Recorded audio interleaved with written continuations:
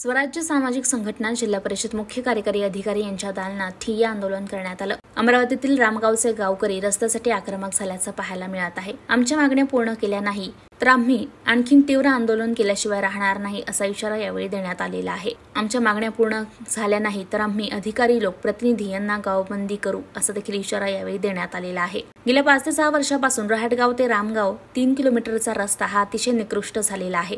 या रस्त्यावर 1 ते 1.5 इंच फूट खड्डे पडलेले आहेत आणि याचा त्रास नागरिकांना विद्यार्थ्यांना सहन करावा लागतोय।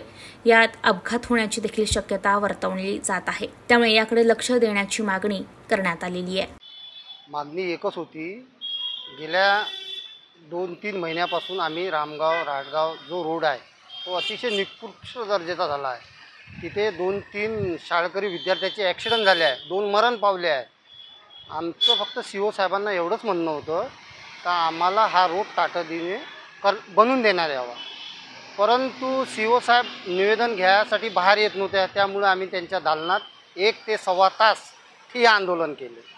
त्यानंतर त्यांनी आम्हाला लेखी आश्वासन दिले ऑगस्टपर्यंत हा रोड पूर्ण करण्यात येईल। जर ऑगस्टपर्यंत हा रोड जर पूर्ण झाला नाही तर CO साहेबाच्या दालनात रावटी आंदोलन केल्याशिवाय सोडणार नाही आणि CO साहेबाला कॅबिनमध्ये बसू देणार नाही।